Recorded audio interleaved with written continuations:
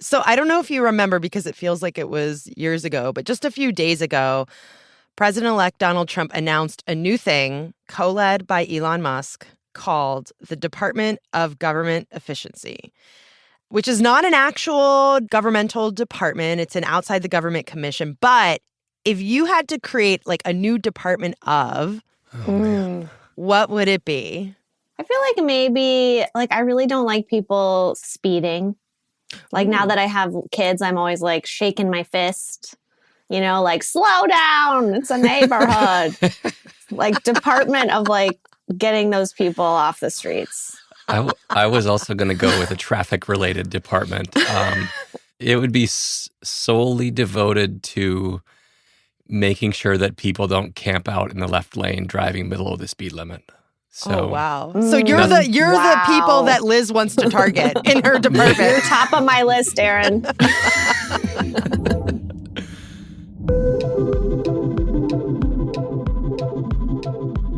Well, welcome to the campaign moment on this Friday, November 15th. I'm Elahe Izadi, co-host of Post Reports. And I'm Aaron Blake, senior politics reporter and author of the Campaign Moment newsletter. We're also joined this week by our post-Congress reporter colleague, Liz Goodwin. Hey, Liz. Hello. Liz, I'm happy you're here because this entire week we've just been inundated with news about Donald Trump's cabinet picks. They include Pete Hegseth, a Fox News weekend host, as his nominee for defense secretary.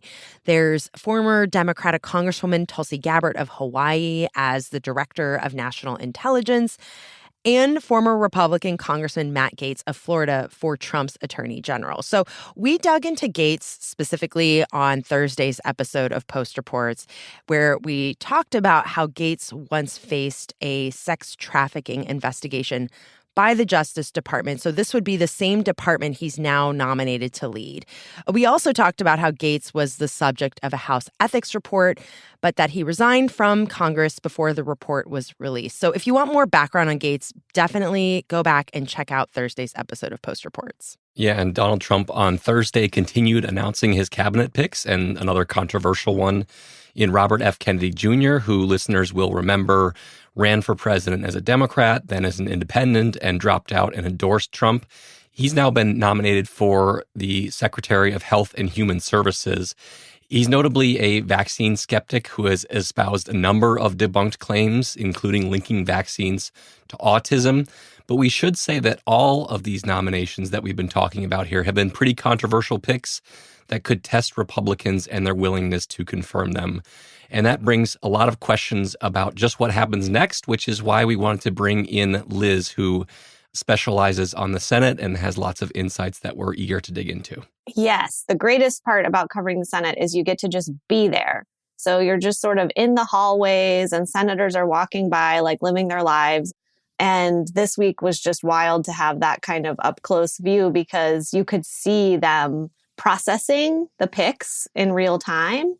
And you could see like actual shock. So, at the beginning of the week, there were a lot of picks that were really reassuring, more kind of establishment Republican senators like Marco Rubio. I mean, they were thrilled, right? Like that's who not is something... a Republican senator from Florida. Exactly. The Republican senator from Florida picked for Secretary of State. That was just like a dream pick for Republicans who are hoping that Trump is going to be more stabilizing, not destabilizing force, right? That's someone they can vote to confirm, happily smile on their faces. And then basically everything changed on Wednesday. Then things got a lot more complicated for them. Yeah, so let's talk about some of those nominations. It's not just Democrats who've been upset or concerned about these picks. I think we should talk about one of the more recent ones that has really raised a lot of eyebrows, and that is Robert F. Kennedy Jr. for Secretary of Health and Human Services. As Aaron mentioned, he's picked to lead the nation's health systems. Liz, can you just remind us who he is? Yeah, so RFK Jr., scion of very important American family, been sort of floating around politics for a while. A lot of people were bringing up the fact that he was floated as an Obama pick back in the day. For EPA. How things have changed. Yeah. So he was like an environmentalist and sort of popular on the left, and then kind of got into this a little bit of a fringy vaccine position where he's suggested that vaccines cause autism. There's no evidence of that. And then now he's sort of coded right, even though in a lot of ways, a lot of his positions are still left. He talks a lot about alternative medicines. So he's a bit of a fringe figure, essentially. And he joined forces with Trump when he abandoned his third-party bid. And I think people thought he was going to get something in the administration, but they didn't think he was going to be leading HHS, essentially. Yeah. More recently, RFK Jr. has talked about wanting to get rid of fluoride in the nation's drinking supply. It's in a lot of water system to help reduce cavities. He also has talked about ultra-processed foods and has all these other stances. Aaron, what do we know about how Americans feel about some of these stances? Are any of these views popular? I mean, I think when you're talking about like preservatives in food and even water fluoridation, those are kinds of things that, could have an audience. I think when he first started talking about water fluoridation, some people were like, well, what's he talking about? But about 1/3 of Americans live in areas that don't have water fluoridation. Some states and localities have banned this process in their areas because there is concerns about people getting too much fluoride, which can be bad for you. So I think it's important to look at this and the vaccine claims that are debunked, which I would encourage people to check out our piece at the Washington Post on 10 claims that Kennedy has made about vaccines and other issues that have been debunked. But there are some other issues that obviously have some appeal to swing voters and aren't that far out there. And this is somebody who, until he really got on board with the anti-vaccine movement, was kind of a Democrat in good standing. So there will be lots of focus on the many things he has said and lots of things for Republican senators to comb through. I think one thing that is really striking about this to me is last year, Ron DeSantis, the Florida governor, was running for president, and he kind of seemed to float the idea that Robert F. Kennedy Jr. would maybe have a position in his administration. This was at a time when Kennedy was running as a Democrat against Joe Biden, and Republicans kind of liked that because they thought it would undermine Biden. And when DeSantis floated this idea, like there was a backlash against this idea among Republicans. Like, how could you put this Democrat in charge of things? And fast forward a year plus later, and Donald Trump is nominating him for HHS, and a lot of Trump allies are celebrating it. So that just shows how things can change pretty quickly in politics. Liz, how are Senate Republicans reacting to this pick in particular? So this pick happened, it wasn't announced until they had all left after their final vote. So this was how the convenient. one. I know, exactly. This was like the one he gave them some grace on because we weren't able to kind of immediately say, oh, where are you on RFK Jr.? But I think in general, there is a feeling among Senate Republicans that, listen, Trump won by a lot. We need to defer to him. And I think they're willing to vote for like people they really wouldn't support if it was even another Republican president. So that's why it's harder to predict than usual. Like usually I would say there's no way RFK Jr. gets confirmed. But now I don't know. I mean, I think it's a little dicey for him that Susan Collins and Lisa Murkowski, who are both moderate Republicans, are on the committee that has to first approve him. And so those are the people who I'd really want to ask when they come back, what do they think of him? That's fascinating because there is another nomination who is getting a lot of attention. That's Matt Gaetz. He is a Florida Republican. Trump has nominated Gaetz to be Attorney General. He's been a huge Trump supporter in Congress, but there's actually some blowback from Republicans on this pick. Liz, can you explain that? Like, why is this the one that could be in trouble? Yeah, I feel like Gaetz is the one that I should never predict anything, but he's the only one I feel confident predicting is not going to get confirmed by the Senate, like a Senate vote. Oh, wow. Well, you heard it here first, folks. Exactly. Liz is making the prediction. This is just because he's just someone who has caused so much turmoil within the Republican conference. So they just have their own drama that is completely separate from the sex trafficking allegation. Which he has denied, we should say. Which he has denied, yes. And the Justice Department did not end up pressing those charges.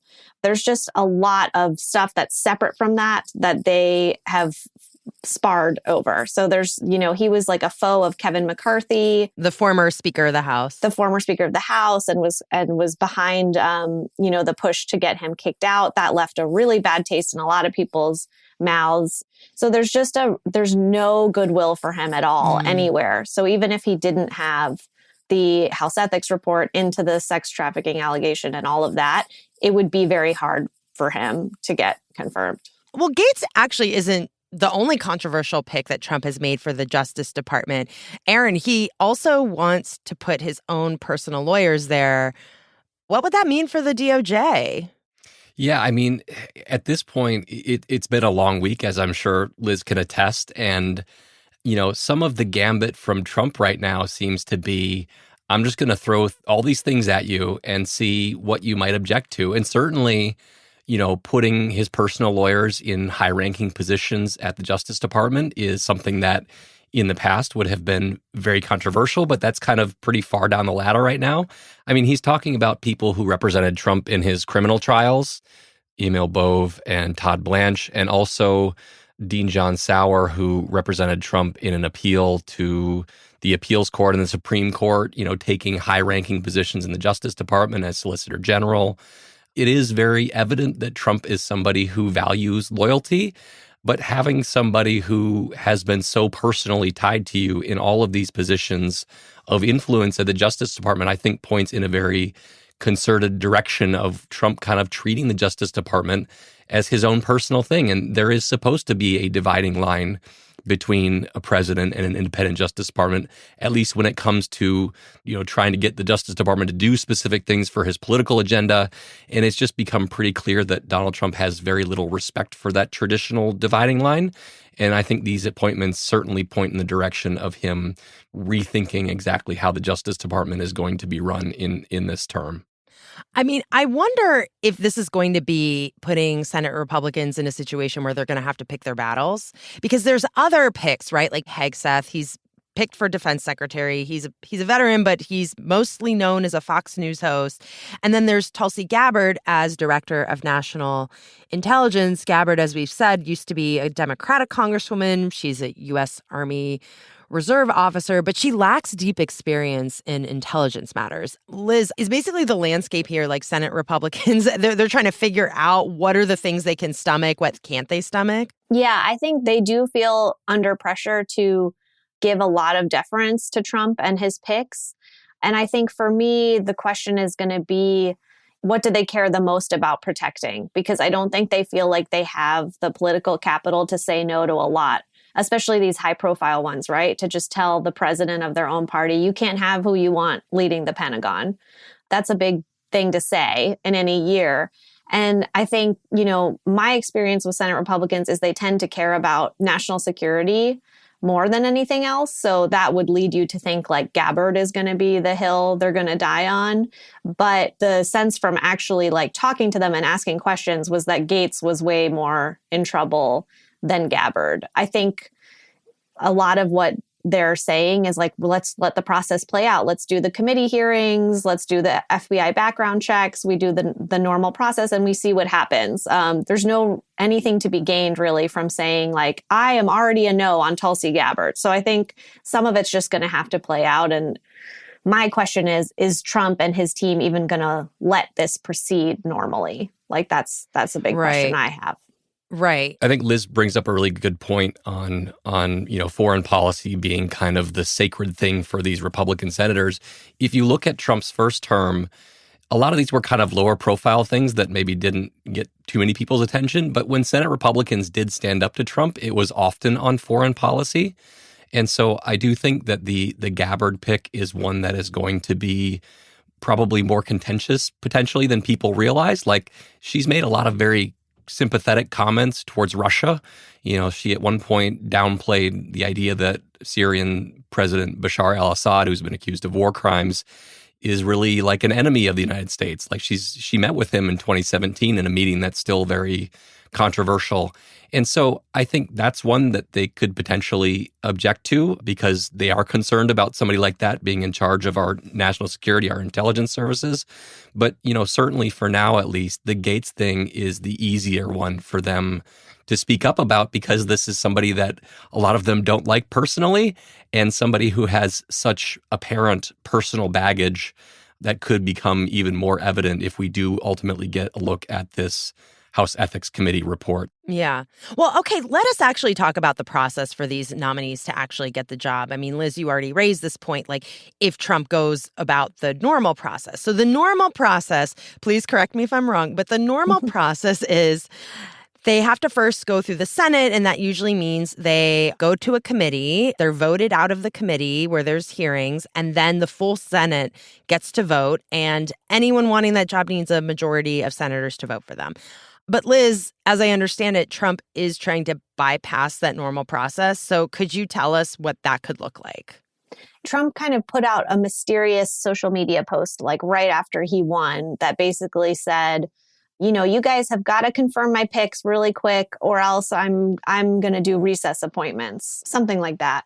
So everyone frantically starts trying to figure out what that means because recess appointments used to be a big thing in the Obama years when Republicans were really slow walking some of his picks. He made some recess appointments. One of them was disputed, went all the way to the Supreme Court. Supreme Court ended up saying you can't bypass the Senate like this and just install someone into a spot unless the chambers are recessed for more than 10 days. And so then in response to that, the Senate just set up the system where they don't recess for more than 10 days. They have this kind of fake thing where someone gavels in every 3 days so that a recess is never long enough to allow a president to do a recess appointment. And both parties have kind of agreed to this status quo because they don't want that drama, essentially. Mm-hmm. So Trump putting that back in the spotlight, it's kind of unclear if Senate Republicans would say, well, this time we're going to let you do that. We want you to be able to do recess appointments. So we're going to shut ourselves down for the 10 days necessary. Wait, so because the Republicans are in control, they're the ones deciding for how long they're going to be in recess or not? Yeah, so in theory, Senate Republicans could recess their chamber for 10 days and let Trump do some of these appointments. Is this something that they would actually do? So I take Trump seriously. That's my lesson of the last 10 years. So I think they're serious about it. I think Senate Republicans are also hoping that if they show that they're voting for almost all of his nominees, there's more than 1,000 that have to go through the Senate process. So John Thune has made clear, the new leader, he has said, we're going to be here every day. We're going to be processing these. And if Democrats slow this down, if Democrats obstruct, then anything's on the table, including this recess appointment thing. But he's explicitly not said that if there's a nominee that doesn't have 50 Republicans, that's not a scenario where he's going to let Trump, go around his chamber, make the Senate essentially irrelevant. So I think even though it's all kind of unspoken, it's a little bit of like a symbolic dance right now. I think Senate Republicans are basically saying, don't try to go around us if you have a nominee that can't get 50 Republicans. Yeah, I've been kind of skeptical of this idea of recess appointments from the start. I think in general, the Senate doesn't like the idea of turning over its prerogatives to the president. That just sets a precedent of like the senators saying, well, we can't do this and we'll just let you do this thing that we're supposed to consent to. But, at some point, if there is not support for one of these nominees or they realize this is going to be an arduous process, it becomes kind of a cop-out. Like, Trump, you're responsible for this. We're not going to sign off on it. That means we didn't approve it. You kind of own this. And we're going to avoid this very difficult process that we would otherwise have to go through. And I think ultimately it's, maybe unlikely, but that could be a little bit of a fallback for these Republican senators if they really fear these processes kind of going off the rails. Well, let's take a break right now. And when we come back, Liz, you're going to tell us everything we need to know about the new person in charge of the Senate for Republicans, the new Republican majority leader. We'll be right back.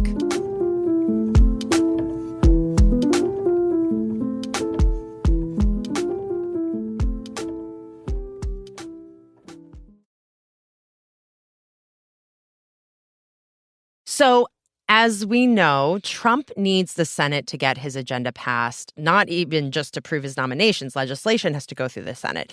And Republicans hold a majority there with 53 seats. So let's talk about who the Senate Republicans picked to be their new majority leader, and that is John Thune of South Dakota. Liz, who is John Thune? What do we need to know about him? Yeah, so John Thune, probably most important thing you need to know about him is he was the number 2 ranking Republican just already under Mitch McConnell. So he's the whip. He's the vote counter, very much a McConnell ally. I always wondered if it mattered to Trump that he really looks the part. He's kind of like tall and handsome and sort of not really old.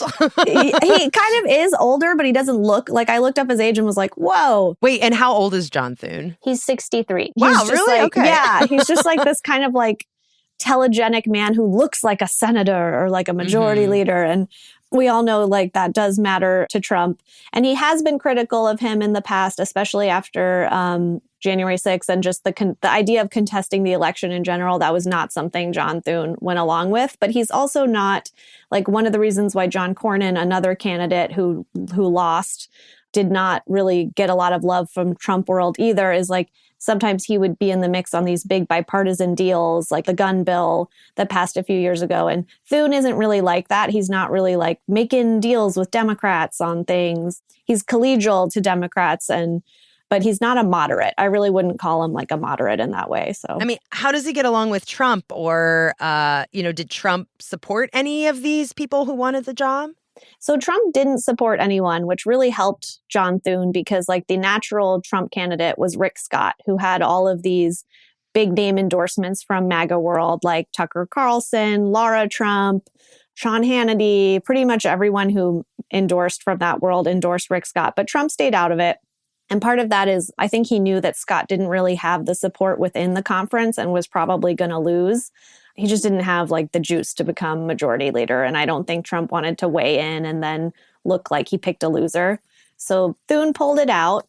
And I think that was a little bit of a sign that the Senate wants to stay independent. But on the other hand, in order to win, John Thune was telling all of his colleagues he was 100% with Trump. He's going to work hand in glove with him. He's not going to push back. I'm not doing that drama with Trump. So he did kind of set himself apart from Mitch McConnell in order to win. But I think him winning is still a sign that the Senate is the Senate. It's not completely transformed just because Trump got a second term.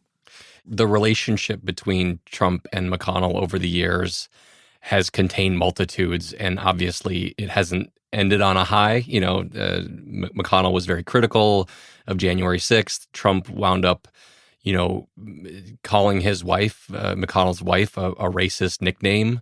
McConnell's wife was born in Taiwan, I believe. And also served in his administration. Yeah, she was his transportation secretary. Elaine Chao was Trump's transportation secretary. So like that relationship clearly deteriorated over the years. I have a hard time believing that the relationship between Thune and Trump is going to be all sunshine and lollipops over the next few years. Like there are going to be some clashes between the two of them. I think the real question is whether, Thune is going to, do things the way McConnell did, which I think a lot of people assume he will to some degree, but maybe not as much as Mitch McConnell did. McConnell was in that job for a long time, became very comfortable with guiding the Senate, was very effective at it. And Thune has been in leadership for a long time, but you can't kind of jump into the top job and necessarily be as good as Mitch McConnell was right away. And so I would imagine that he is going to pick his battles even more than Mitch McConnell did, at least initially. Well, also, at least during the first part of Trump's first term in 2016, he had a Republican Senate to work with, and there were a few Republican senators there seen as, quote, moderating forces during that period. So Lisa Murkowski of Alaska, Susan Collins of Maine, former Senators Bob Corker of Tennessee, Jeff Flake of Arizona. So Murkowski and Collins are still both there in the Senate, but many of those who, for instance, supported impeachment are gone. Do we think that Murkowski, Collins will play a similar role in Trump's second term? Is there anyone else, Liz, we should be paying attention to or watching right now? Yeah, so Murkowski and Collins do seem pretty much like they're where they were. They have not been flinching this week from speaking out against nominees that they're concerned about. Bill Cassidy is another one to watch. He also voted to convict, and he's still there. I'm sorry, he's from what state? From Louisiana. There's also a new senator who got elected to replace Romney. John Curtis. And no one really knows much about him, but he's got sort of a reputation as a moderate. So that's someone who I'm going to be watching for. I think Utah doesn't face the same pressures of like a primary necessarily. They're just less Trumpy for whatever reason as a state. There's also, like, the past week, I've noticed that both John Cornyn and Thom Tillis were very vocal about wanting the process of, a committee hearing, an FBI background check. They seem like they're setting themselves up as institutionalists they're not going to come out and take shots at these nominations just for fun, but they're signaling that they would not be okay with any kind of runarounds of the Senate power. And I think that's going to really matter because Trump is signaling that he wants to push the envelope on that. And they have both been pretty loud voices against it, even though they're both up for re-election in 2 years. Yeah, Liz had most of my list, but I'd add a couple maybe. One is Mike Rounds, who's a senator from South Dakota, John Thune's colleague in South Dakota. He's shown some independence from Trump over the years. He was involved in the bipartisan gun legislation. Be kind of interesting to see if Mike Rounds does the things that John Thune isn't able to do as the leader of the Senate, if they kind of work together to send signals about where John Thune is. And then the last one that is a senator I've been really fascinated by in recent years is Senator Todd Young from Indiana, who, comes from a red state and seems to have a pretty strong political brand in that state and has seemed to be increasingly comfortable distancing himself from Trump. He did not endorse Donald Trump, even in the 2024 general election, has been pretty skeptical of some of these picks. And I think if you're looking for, they need 4 Republican senators to oppose these things for them to fail. Murkowski and Collins are the obvious ones. I think somebody like Todd Young is probably next in line as the one you'd think could be that third vote, and then you'd have to get a fourth to actually defeat these things. I also forgot to mention Mitch McConnell, who is rank and file now. He's still around. He's still there? He's going to stay. So even though he's stepping down, he's going to be there next year. And that's someone where you have to ask, is he going to vote to confirm Tulsi Gabbard, for example? He's made pretty clear that national security is going to be his main issue as just a rank and file senator next year. So I think he's also a wild card, and we have to see kind of what stance he's taking. McConnell unleashed. That's what I was not expecting. So, okay, we've talked a lot about the nominations. Senate Republicans obviously are going to have an opportunity to actually govern. Aaron, I know you recently wrote about how some Republicans are saying, Congress should just do whatever Trump wants. Tell me about that. Yeah, I've been really struck by this recently. A lot of the commentary from these Republican senators about these cabinet nominations is well, Donald Trump just won this election and has a huge mandate, so we got to go along with what he wants.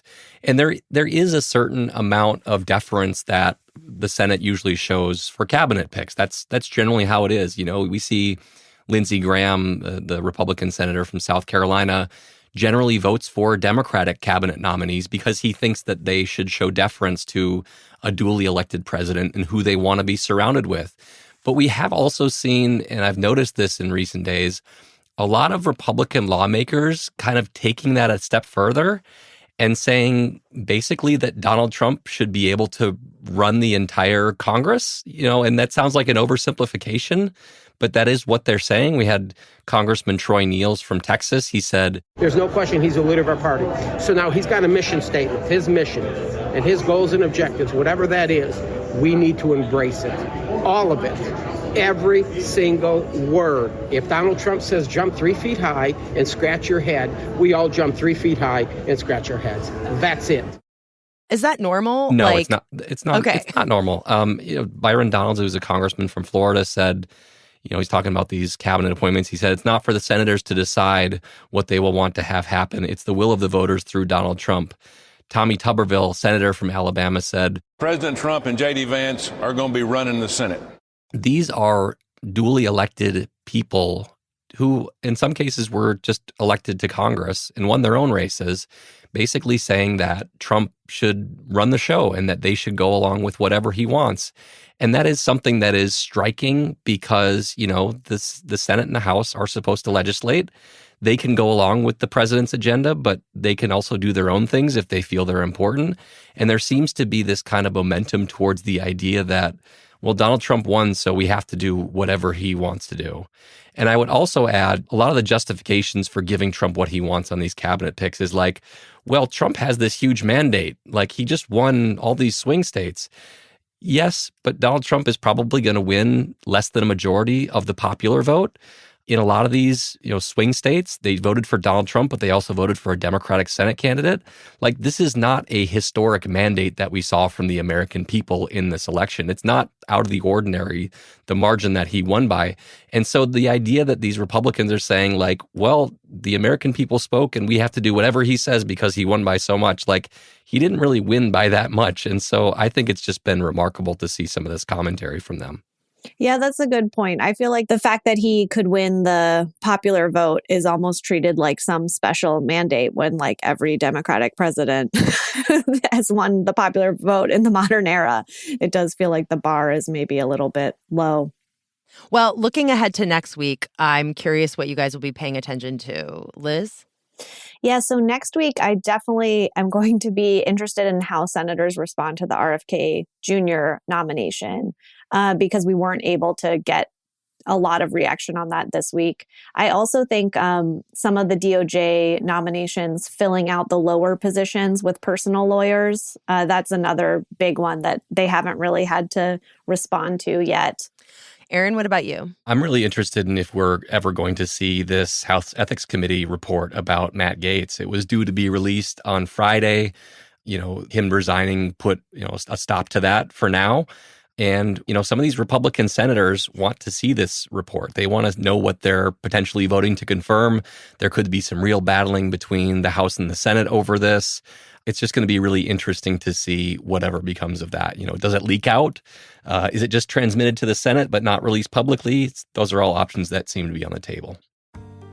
Well, we'll have to leave it there. Thank you guys so much. Thank you, Liz, for joining us. Thanks for having me. Liz Goodwin covers Congress for The Post.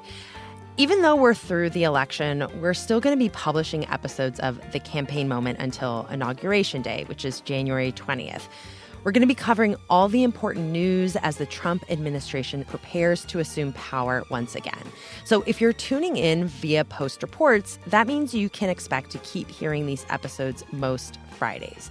We'll also continue publishing extra episodes in the Campaign Moment show feed itself. So be sure to look that up wherever you're listening. And also make sure that you are subscribing to my newsletter, also called The Campaign Moment, which will also be with us through Inauguration Day on January 20th. And you can find a link to that in our show notes and at postreports.com. Today's episode was produced and mixed by Ted Muldoon. It was edited by Rena Flores, Lucy Perkins, and Mary Jo Murphy. Our team also includes Maggie Penman, Monica Campbell, Alana Gordon, Ariel Plotnick, Bishop Sand, Rennie Svirnovsky, Sabby Robinson, Emma Talkoff, Sean Carter, Peter Bresnan, Laura Benshoff, Allison Michaels, Renita Jablonski, and Martine Powers. I'm Elahe Izadi. And I'm Aaron Blake. Aaron, have a great weekend. You too, Elahe.